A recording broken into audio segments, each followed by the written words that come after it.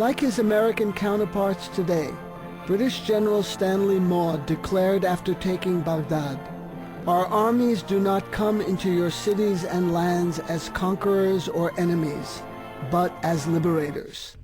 The new rulers of Mesopotamia and their imperial cartographers further inflamed the region by detaching oil-rich Kuwait from the province of Basra and formally making it a British colony.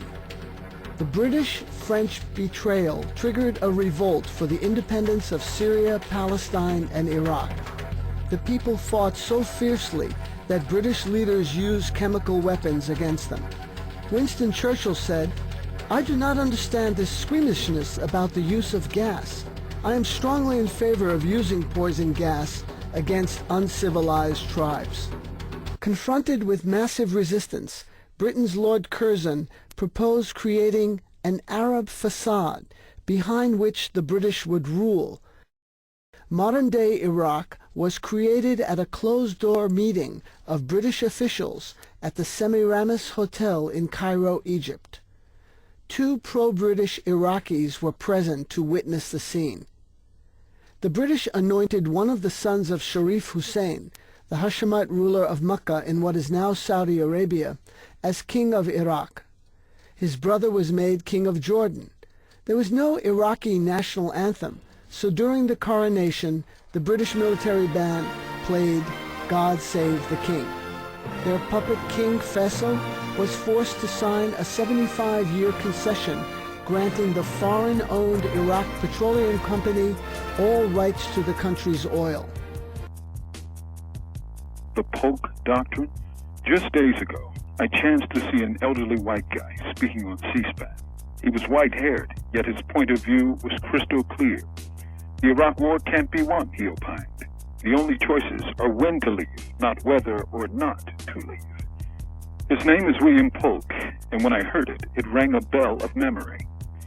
When I was in grad school, one of the required texts was of William Polk, who penned a deeply insightful history book of the Arabs. It's The Arab World Today, published in 1991 by Harvard University Press. Polk was a former State Department official and part of the Policy Planning Council, which wrote policy papers on Middle Eastern issues. He was also a former ambassador to several Middle Eastern countries. In other words, this is a dude who knows a little something about what he speaks. Why did he think the Iraq War was done? Several reasons. First, that Americans are woefully ignorant of the region and are thus prone to make mistakes, of which there have been aplenty. Second, that guerrilla wars cannot be defeated by military means. Polk cites Vietnam as his prime example, and then cites a somewhat surprising example of guerrilla war over a powerful empire, the United States, when it defeated the mighty British Empire in 1783.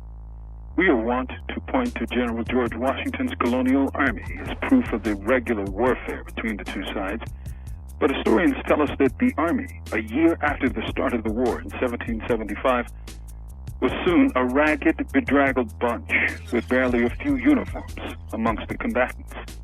The Brits were driven to distraction by the guerrilla tactics used by the Americans.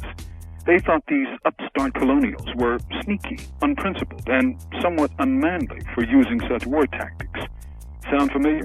It should. U.S. military leaders now say the same thing about Iraqi insurgents.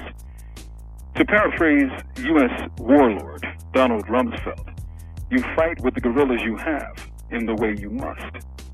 Today, every yardstick, elections, parliament, a compliant prime minister, touted today by the Bushites, was touted in 1918 by the British before rebellion swept a puppet king off the Iraqi throne, and with it their hopes of an Iraqi colony. Polk informs us that the driving force behind insurgencies and guerrilla wars isn't religion or hatred of democracy. It's nationalism and hatred of foreigners. In Iraq, that mixture is volcanic. And when a former U.S. ambassador begins saying such things openly, you got to sit up and take notice. It doesn't happen every day.